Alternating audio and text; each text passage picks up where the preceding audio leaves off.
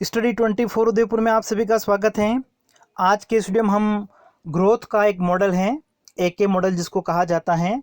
और एके मॉडल जो है एक तरह से इंडोजीनियस ग्रोथ मॉडल के अंतर्गत आता है, जिसको हिंदी में अंतरजात वृद्धि मॉडल कहा जाता है। अब देखिए, एके मॉडल जो है इसको सबसे पहले किसने प्रतिपादित किया था? 1962 में मार्विन फ्रैंकल ने। और उसके बाद में जैसे एरो हैं, उन्होंने भी 1962 में ये जो मॉडल है इसके बारे में अपने विचार दिए थे। लेकिन ये ज़्यादा जो पॉपुलर है वो 1980s में, 1980 का जो दशक था उसमें रोमर ने 1986 में जैसे दिए थे, इसके बारे में अपने विचार दिए थे। इसके बाद में 1988 में लुकोस जो थे उन्होंने एक तरह से अपने विचार दिए थे। तो आर्थिक वृद्धि का, ग्रोथ का जो एके मॉडल है वो एक तरह से क्या बताता है कि किसी भी अर्थव्यवस्था में जो ग्रोथ होती है, आर्थिक वृद्धि जो होती है, वो एक तरह से जो आंतरिक कारक होते हैं, जो इंटरनल फैक्टर्स होते हैं, इनके ऊपर एक तरह से डिपेंड होती हैं। जबकि इससे पहले के जो मॉडल आए थे, नियो क्लासिकल मॉडल जिनको कहा जाता है, नव प्रतिष्ठित मॉडल, जिसके अंतर्गत मुख्य रूप से सोलो का मॉडल आता है, हेरोडोमर का जो ग्रोथ मॉडल है, ठीक है, वो एक तरह से किस में आते हैं? नियो क्लासिकल मॉडल में। और देखिए, नियो क्लासिकल मॉडल जो है वो एक तरह से अंतर्जात जो तत्व होते हैं और बहिर्जात तत्व, मतलब इंडोजीनियस फैक्टर और एक्सोजीनियस फैक्टर, दोनों को एक तरह से सम्मिलित करते हैं। देखिए, कोई भी इकोनॉमिक मॉडल होता है वो मुख्य रूप से तीन प्रकार के हो सकते हैं। एक तो हो सकता है इंडोजीनियस मॉडल हो सकता है, दूसरा हो सकता है एक्सोजीनियस, और तीसरा हो सकता है इन दोनों का मिक्सर। तो देखिए, जो न्यू क्लासिकल मॉडल थे, सोलो और हेराटोमर के द्वारा जो मॉडल दिए गए थे, वो एक तरह से अपने मॉडल में, मतलब आर्थिक वृद्धि के लिए, ग्रोथ के लिए, वो कौन कौन से फैक्टर को उत्तरदायी मानते थे? एक्सोजीनियस को और इंडोजीनियस को। एक्सोजीनियस कौन से होते हैं? जो किसी अर्थव्यवस्था के बाहर से दिए होते हैं। जैसे उस कंट्री में, जैसे जो टेक्निकल नॉलेज की अगर हम बात कर रहे हैं, जो पॉपुलेशन है, श्रम की जो पूर्ति होती है, ये एक तरह से क्या होते हैं? एक्सोजीनियस फैक्टर कहलाते हैं, बहिर्जात कारक कहलाते हैं। जबकि दूसरे कौन से होते हैं? अंतर्जात कारक होते हैं, इंडोजीनियस फैक्टर होते हैं, जो किसी देश की अर्थव्यवस्था के अंदर से आर्थिक वृद्धि को प्रभावित करते हैं। जैसे इसके अंतर्गत हम देखें, राष्ट्रीय आय हो गया, उत्पादन का स्तर हो गया, ठीक है, नेशनल इनकम हो गई, प्रोडक्शन हो गया, लेवल ऑफ एम्प्लॉयमेंट है, इन्वेस्टमेंट है, सेविंग है, बचत हो गया हमारा। तो ये सारे एक तरह से क्या हैं? इंडोजीनियस फैक्टर कहलाते हैं।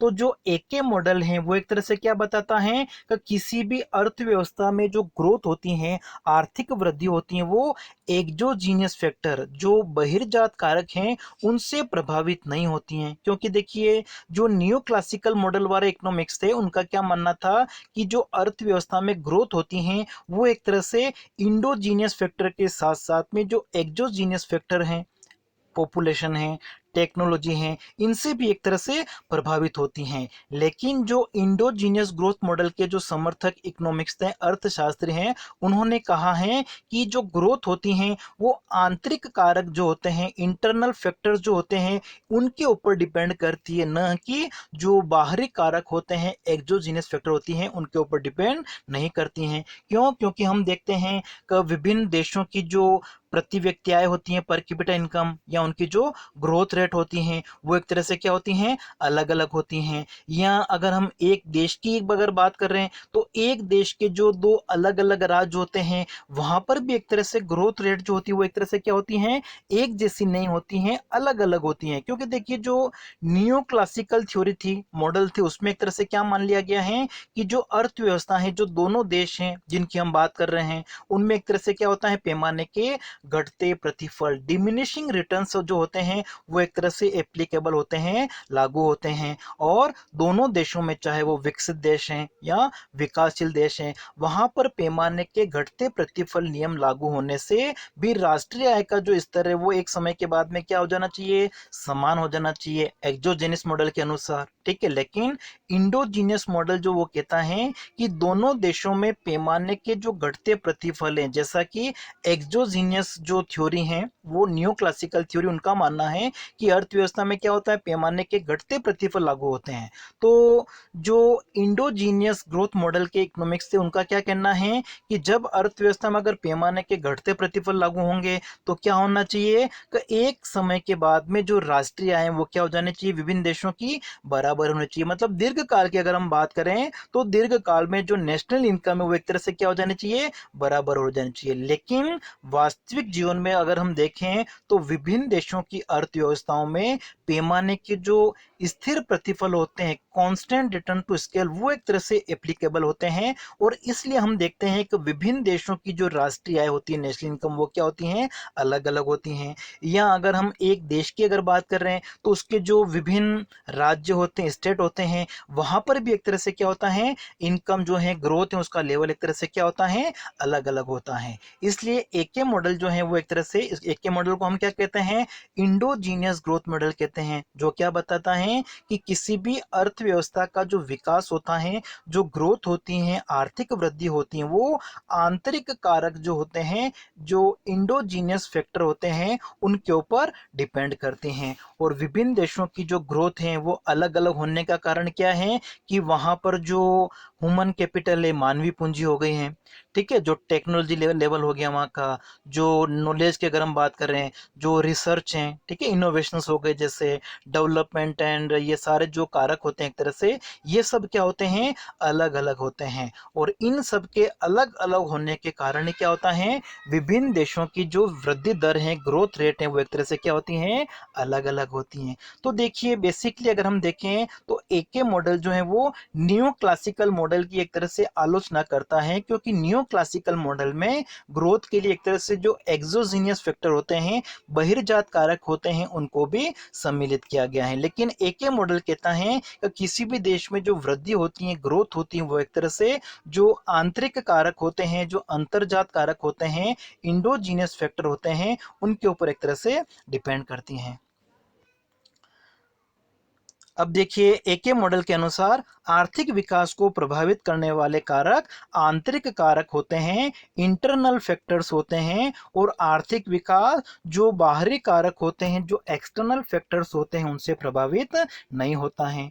अब देखिए जो हमारा एके मॉडल है वो एक तरह से कोब डगलस उत्पादन फलन जो हमने पढ़ा था, कोब डगलस प्रोडक्शन फलन हमने जो पढ़ा था, उसी का एक तरह से रूप कहा जा सकता है। देखिए कोब डगलस उत्पादन फलन जो है वो एक तरह से क्या दर्शाता है कि उत्पादन जो होता है वो दो साधनों के ऊपर डिपेंड करता है, और जिसको हम कैसे लिखते हैं, y इक्वल टू उत्पादन की जो मात्रा होती है वो ए एल अल्फा के बीटा, ठीक है, इस तरीके से लिखते हैं हम यहाँ पे। और alpha plus beta equal to क्या होता है, 1 होता है। अल्फा प्लस बीटा 1 होता है, इसका मतलब क्या हो गया, पैमाने के स्थिर प्रतिफल जो होते हैं वो अर्थव्यवस्था में क्रियाशील होते हैं, और पैमाने के जो स्थिर प्रतिफल होते हैं वो एक तरह से लीनियर प्रोडक्शन फंक्शन, जो रेखीय उत्पादन फलन होता है, उसको दर्शाता है। तो एके मॉडल जो है वो भी एक तरह से क्या है, कोब डगलस उत्पादन फलन का ही एक विशेष रूप कहा जाता है, जो alpha plus beta equal to 1 मान के चलता है। मतलब इसमें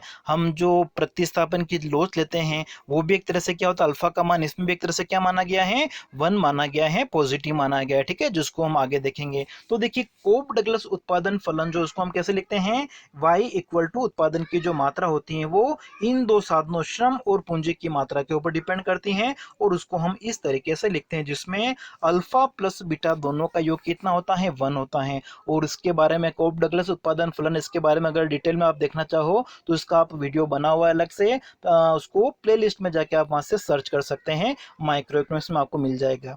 अब देखिए जो एके मॉडल है उसकी कौन कौन सी एजम्पशन से मान्यताएं हैं, उनको हम एक बार देख लेते हैं, और फिर आगे मॉडल क्या है उसको हम जानने का। देखिए एके मॉडल जो है, इंडोजीनियस ग्रोथ मॉडल जो है, वो एक तरह से क्या करता है कि जो अर्थव्यवस्था है वहां पर उत्पादन फलन किस प्रकार का होता है, पैमाने के स्थिर प्रतिफल क्रियाशील होते हैं, कांस्टेंट रिटर्न्स टू स्केल। और इसका मतलब क्या होता है, उत्पादन के साधनों को हम जिस अनुपात में बढ़ाते हैं, उत्पादन भी क्या होगा, उसी अनुपात में बढ़ेगा। साथ ही साथ पूंजी उत्पाद अनुपात जो है उसको एक तरह से क्या माना गया है, स्थिर माना गया। यहाँ पर तो आपको ध्यान रखना है कि जो एके मॉडल है उसमें पूंजी सीमांत अनुपात एक तरह से क्या है, स्थिर है, लेकिन सोलो के मॉडल में इसको एक तरह से क्या माना गया था, डिमिनिशिंग, घटते हुए ह्रासमान माना गया था। ठीक है, दोनों के बीच में एक ही अंतर है। पूंजी सीमांत उत्पाद अनुपात जो है हम कैसे निकाल सकते हैं, एम पी, ठीक है, marginal production of capital, equal to क्या होता है, डी वाई बाय डी के, और जिसको हम लिखते हैं माना कि ये ए के इक्वल हैं, और ए की जो वैल्यू है वो क्या होगी, हमेशा जीरो से ज़्यादा होगी। ठीक है, ए की वैल्यू जीरो से ज़्यादा का मतलब क्या हो गया, ए जो हमारा कांस्टेंट है उसको एक तरह से हमने क्या मान लिया, पॉजिटिव मान लिया, और इसको अगर हम पॉजिटिव मान लेते हैं इसका मतलब क्या हो गया कि जो एम पी हमारा, जो एम पी के हैं वो एक तरह से क्या है, कांस्टेंट है, पॉजिटिव है। इसका मतलब ये होता है कि लॉन्ग रन में इकोनॉमिक ग्रोथ जो है वो एक तरह से पॉसिबल होती है, ग्रोथ हो सकती है अर्थव्यवस्था में। ठीक है, जैसा कि उन्होंने नहीं माना था, जो सोलो थे उन्होंने एक तरह से क्या माना था कि जो पूंजी उत्पाद अनुपात को उन्होंने एक तरह से क्या कर लिया था, ह्रासमान माना था। ठीक है, जबकि सोलो ने एक तरह से क्या किया था, इसको स्थिर मान लिया था, और इसी कारण से एक तरह से क्या होता है, सोलो मॉडल की तुलना में एक के मॉडल में जो ग्रोथ होती है वो एक तरह से क्या होगी, हमेशा ज़्यादा होगी। ये बात आपको ध्यान रखनी है। फिर इसके अलावा इसमें माना गया है कि जो टेक्नोलॉजी नॉलेज है, तकनीकी ज्ञान है, वो एक तरह से क्या होता है, स्थिर होता है। और जो अर्थव्यवस्था है वो किस प्रकार की है, बंद अर्थव्यवस्था है, जिसके अंतर्गत हमेशा बचत और निवेश एक तरह से क्या होते हैं, बराबर होते हैं फुल एम्प्लॉयमेंट लेवल पर। और बचत और निवेश जो कारक है वो हमारे कौन से कारक हैं, इंडोजीनियस फैक्टर कहलाते हैं, अंतर्जात कारक कहलाते हैं एक तरह से। अब देखिए, हमने जैसे पढ़ा था अभी, हमारी एक मान्यता थी कि जो एमपी के हैं, पूंजी का जो सीमांत उत्पाद है वो एक तरह से क्या होता है, स्थिर होता है, और स्थिर होने की वजह से ही जो दीर्घकाल है, लॉन्ग रन, उसमें आर्थिक वृद्धि हो सकती है। अब देखिए, जो ए के मॉडल है उसको हम इस तरीके से ले सकते हैं, y इक्वल टू ए के। अब देखिए, ए के मॉडल, जो इसको ए के मॉडल क्यों कहा जाता है, क्योंकि इसके अंतर्गत जो उत्पादन फलन उसको किस प्रकार लिखा जाता है, y इक्वल टू ए के लिखा जाता है। इसीलिए इसी मॉडल का नाम क्या है, ए के मॉडल है, जिसमें ए, ये y जो है वो क्या दर्शाता है, उत्पादन की मात्रा को दर्शाता है। ए जो हमारा है वो क्या दर्शाता है, कोई धनात्मक स्थिरांक के पॉजिटिव कांस्टेंट है, जो टेक्नोलॉजिकल लेवल को दर्शाता है, तकनीकी स्तर को दर्शाता है। और जो के हैं, ठीक है, वो एक तरह से किसको दर्शाता है, capital, physical and human capital दोनों को दर्शाता है। ठीक है, फिजिकल कैपिटल का मतलब क्या हो गया, जैसे प्लांट हो गई, इक्विपमेंट्स हो गए, मशीनरी हो गए, इन पे जो खर्चा हुआ वो एक तरह से क्या है, फिजिकल कैपिटल है। और लेबर के ऊपर जो खर्चा है वो एक तरह से क्या है, हमारी मानवीय पूंजी होती हैं। तो हमारा जो एक के मॉडल है वो उत्पादन फलन के रूप में हम उसको लिखते हैं, क्या होता है, y इक्वल टू ए के। अब देखिए, जो ग्रोथ रेट की हम बात कर रहे हैं उसकी इक्वेशन हम कैसे निकालते हैं हमारे मॉडल में, उसको हम समझने का प्रयास करते हैं। सबसे पहले देखिए, growth rate of capital input, इसकी इक्वेशन क्या होती हैं, तो इसकी इक्वेशन होती हैं delta K equal to S Y minus sigma, या इसको हम डेल्टा कह सकते हैं, डेल्टा के। ठीक है, डेल्टा के इक्वल टू क्या होता है, एस वाई माइनस, ये हमारा डेल्टा है और ये है के है। ठीक है, जिसमें कि जो पूंजी स्टॉक है, पूंजी स्टॉक में जो परिवर्तन होता है वो एक तरह से निवेश की दर और प्रतिस्थापन की जो दर होती है, घिसावट की जो दर होती है, पूंजी की जो घिसावट होती है उस दर के ऊपर निर्भर करता है। मतलब पूंजी स्टॉक में जो परिवर्तन होता है वो निवेश की दर के साथ में धनात्मक रूप से संबंधित होता है। जो बचत की दर है या निवेश की जो दर होती है, जो सेविंग रेट हम कह सकते हैं या इन्वेस्टमेंट रेट कह सकते हैं, उनके साथ में इसका पॉजिटिव रिलेशन होता है, धनात्मक संबंध होता है। जबकि जो हमारा डेप्रिसिएशन रेट है, गिसावट की जो दर होती है, उसके साथ में नेगेटिव, ऋणात्मक रूप से एक तरह से संबंधित होता है, जिसको आगे हम देखेंगे। अब देखिए, बेसिक हमारी ये जो इक्वेशन है इसमें हम क्या करते हैं, दोनों तरफ के का डिवाइड करते हैं। ठीक है, पर यूनिट कैलकुलेट करने के लिए हम क्या करते हैं, दोनों तरफ के का डिवाइड करते हैं। तो क्या बन जाएगा हमारी equation, delta K upon K equal to S into Y upon K minus delta K, तो देखिए यहाँ पे ही है। ठीक है, अपॉन क्या आ जाएगा, के आ जाएगा, तो डेल्टा के अपॉन के आ जाएगा। अब देखिए y इक्वल टू क्या होता है, y इक्वल टू होता है हमारे मॉडल के अनुसार ए के। तो हम क्या करते हैं, इस y की जगह ये जो वैल्यू है ए के वो पुट कर देते हैं, तो क्या बन जाएगा, delta K upon K equal to S into ए के upon K minus delta K upon के। अब देखिए के से के कैंसिल हो गया, फिर ये के से ये कैंसिल हो गया, तो delta K upon K equal to हमारे पास में क्या बचा, एस ए माइनस डेल्टा। ठीक है, तो ये हमारी पूंजी स्टोक की एक तरह से इक्वेशन हो गई है। Delta K upon K equal to क्या होता है, एस ए माइनस डेल्टा। ये जो हमारी इक्वेशन है वो एक तरह से क्या बताती हैं कि अर्थव्यवस्था में ग्रोथ ऑफ आउटपुट, ठीक है, ग्रोथ ऑफ आउटपुट जो है वो एक तरह से किसके इक्वल होती हैं, ग्रोथ ऑफ कैपिटल स्टॉक।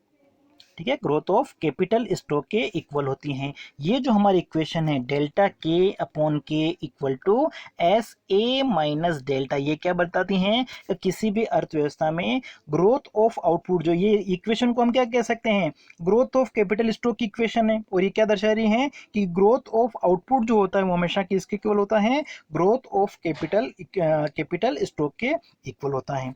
अब देखिए इस इक्वेशन में अगर एस ए, ठीक है, जो रेट ऑफ इन्वेस्टमेंट या सेविंग रेट हम कह सकते हैं, और ये हमारी डेप्रिसिएशन रेट है, तो जब एस ए ज़्यादा होता है डेल्टा से, ठीक है, डेप्रिसिएशन की रेट से, तो ऐसी स्थिति में क्या होगा, अर्थव्यवस्था में हमेशा जो इनकम है, आय का जो स्तर है वो बढ़ेगा। ठीक है, आय का स्तर अर्थव्यवस्था में कब बढ़ता है, जब S A is greater than delta है। मतलब कि जो इन्वेस्टमेंट की रेट हैं वो अगर डेप्रिसिएशन की रेट से ज़्यादा हैं तो हमेशा क्या होगा, अर्थव्यवस्था में इनकम बढ़ेगी, income will grow for ever. और इस तरीके से हम कह सकते हैं कि जो ग्रोथ होती है आर्थिक वृद्धि, क्योंकि देखिए आय कब बढ़ रही है, जब इन्वेस्टमेंट की रेट क्या है, ज़्यादा है। तो इसका मतलब हो गया कि जो निवेश है, जो इन्वेस्टमेंट है वो एक तरह से क्या है, आर्थिक वृद्धि का इंजन है। ठीक है, इंजन ऑफ ग्रोथ हम कह सकते हैं, कौन है, इन्वेस्टमेंट। और इससे जो आय में वृद्धि होगी, ठीक है, वो एक तरह से क्या होगी,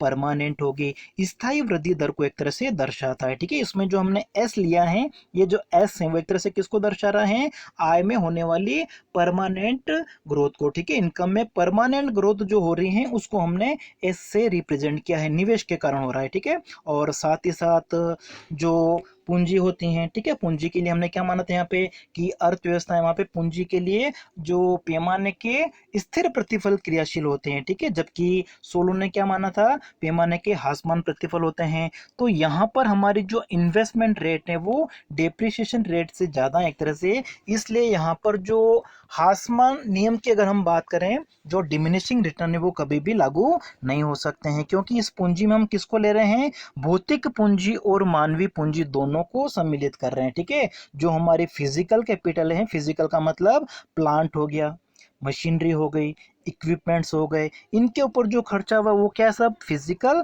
हमारा फिजिकल कैपिटल होती हैं। और लेबर जो है, ठीक है, पॉपुलेशन, वो एक तरह से क्या है, हमारी ह्यूमन कैपिटल है। तो इसमें हम क्या करते हैं, जो कैपिटल का ब्रॉड कंसेप्ट है, विस्तृत अवधारणा है, उसको हम सम्मिलित करते हैं। इसलिए कभी भी डिमिनिशिंग रिटर्न नहीं होंगे, कांस्टेंट रिटर्न होंगे, या किसी कभी एक विशेष परिस्थितियों में इंक्रीजिंग रिटर्न, जो बढ़ते प्रतिफल की अवस्था है वो भी एक तरह से हो सकती हैं। अब देखिए आय में वृद्धि की हमने बात की थी, तो आय में वृद्धि का जो इक्वेशन है, ठीक है, उसको हम कैसे ले सकते हैं, इस तरीके से ले सकते हैं, उत्पादन में वृद्धि दर जो होती है वो एक तरह से delta Y upon Y equal to क्या होती हैं, एस ए माइनस डेल्टा हम कह सकते हैं। ठीक है, जहां पर ये क्या है, इन्वेस्टमेंट की रेट है, और ये क्या है, डेप्रिसिएशन की रेट है। कि जो उत्पादन में वृद्धि होती है, ठीक है, प्रोडक्शन में जो ग्रोथ हो रही है, इनकम का जो लेवल बढ़ रहा है वो एक तरह से किसके ऊपर डिपेंड है, इस ए के ऊपर डिपेंड है। ठीक है, ए हमारा क्या है, कांस्टेंट वैल्यू एक तरह से।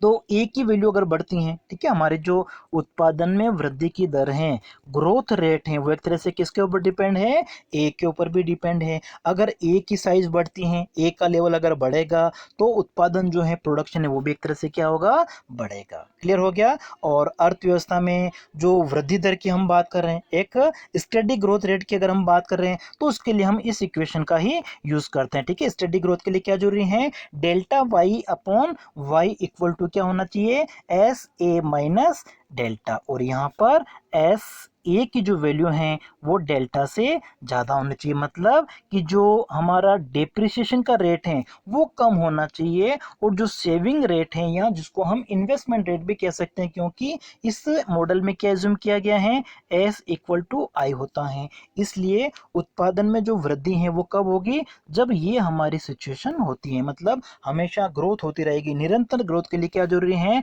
एस ए जो है वो ज़्यादा होना चाहिए डेप्रिसिएशन रेट डेल्टा के कंपैरिजन में। और इस इक्वेशन से आपको ये भी पता चल गया होगा कि जो उत्पादन में जो वृद्धि है वो एस ए, ठीक है, जो क्या दर्शा रहा है एक तरह से कि जो सेविंग रेट है या इन्वेस्टमेंट रेट है उसके साथ में धनात्मक रूप से संबंधित है, ठीक है। पॉजिटिवली पॉजिटिव है, मतलब सेविंग रेट का प्रोडक्शन के साथ में किस प्रकार का रिलेशन है, पॉजिटिव रिलेशन है। मतलब जब सेविंग रेट ज़्यादा होगी, इन्वेस्टमेंट की रेट ज़्यादा होगी, तो प्रोडक्शन का जो लेवल है वो भी क्या होगा, बढ़ेगा। और जो डेप्रिसिएशन की रेट है उसके साथ में क्या है, नेगेटिवली ऋणात्मक रूप से संबंधित होती है, मतलब दोनों के बीच में विपरीत संबंध होता है। मतलब ये जो घिसावट है, जो डेप्रिसिएशन की रेट है वो अगर ज़्यादा होगी तो उत्पादन में जो वृद्धि की दर है वो एक तरह से क्या होगी, कम होगी। अब देखिए ये जो कंडीशन है इसको हम एक डायग्राम से भी बता सकते। इस डायग्राम में जैसे हमने ओ एक्स एक्सिस इधर हमने कैपिटल स्टॉक लिया है, और इस इधर हमने लिया है आउटपुट पर वर्कर कितना है। अब देखिए हमारा जो प्रोडक्शन फंक्शन है वो है y इक्वल टू ए के, ठीक है, जैसा कि हमने एजम्पशन लिया था एम पी के जो है, ठीक है, वो एक तरह से क्या होता है, कांस्टेंट होता है। तो एम पी के कांस्टेंट होने की वजह से हमारा जो प्रोडक्शन फंक्शन लाइन है, ठीक है, y इक्वल टू ए के, वो एक तरह से क्या बनेगा, स्ट्रेट लाइन बनेगा। इसी तरीके से अर्थव्यवस्था में जो इन्वेस्टमेंट है ये हमारा ग्रोस इन्वेस्टमेंट है, और डेप्रिसिएशन जो होगा वो ग्रोस इन्वेस्टमेंट से कम होगा। ग्रोस इन्वेस्टमेंट से डेप्रिसिएशन कम होगा तभी नेट इन्वेस्टमेंट क्या होगा, पॉजिटिव होगा, ठीक है। देखिए ग्रोस इन्वेस्टमेंट इक्वल टू क्या होता है, नेट इन्वेस्टमेंट प्लस डेप्रिसिएशन होता है। तो ये अगर हमारा ग्रोस इन्वेस्टमेंट है तो डेप्रिसिएशन की जो रेट है वो एक तरह से क्या होना चाहिए, ग्रोस जो हमारा इन्वेस्टमेंट है उससे एक तरह से क्या होनी चाहिए, कम, कि जो ग्रोस इन्वेस्टमेंट माना कि हमारा 10 रुपीज़ है, तो डेप्रिसिएशन की जो लाइन है माना कि डेप्रिसिएशन की रेट कितनी होनी चाहिए, उससे कम होने चाहिए, 8 होने चाहिए, ठीक है। तो दोनों का जो डिफरेंस है 2 एक तरह से क्या दर्शा रहा है, नेट इन्वेस्टमेंट को दर्शाता है, ठीक है। तो इस तरीके से हम यहाँ पे ये हमने y इक्वल टू ए के की लाइन है हमारी प्रोडक्शन फंक्शन की, ये हमारी ग्रोस इन्वेस्टमेंट की लाइन है, और ये हमारी डेप्रिसिएशन की लाइन है, और दोनों के बीच में जो गैप है, ठीक है, वो एक तरह से क्या बता रहा है, नेट इन्वेस्टमेंट को। और नेट इन्वेस्टमेंट जो होता है, ठीक है, जैसा कि हमने पढ़ा था एम पी के जो है, ठीक है, उसकी वैल्यू ए के इक्वल है, और ए को हमने क्या माना था, पॉजिटिव माना था, ठीक है। ए हमारा जो एम पी के है वो हमेशा क्या होता है, पॉजिटिव, और इस वजह से डेप्रिसिएशन की जो लाइन होगी वो नीचे की तरफ होगी।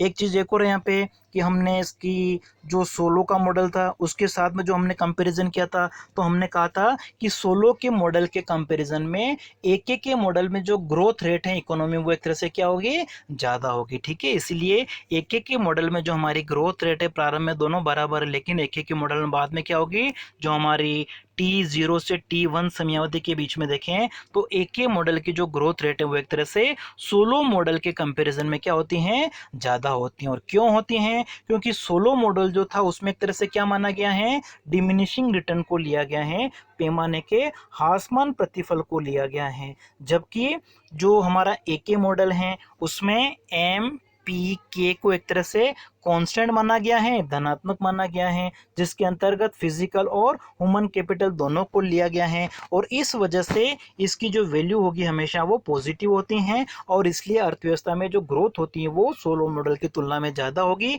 इसलिए एक एक करो हमारा सोलो मॉडल के कंपैरिजन में ऊपर की तरफ होता है। तो आज के वीडियो में हम इतना ही पढ़ते हैं।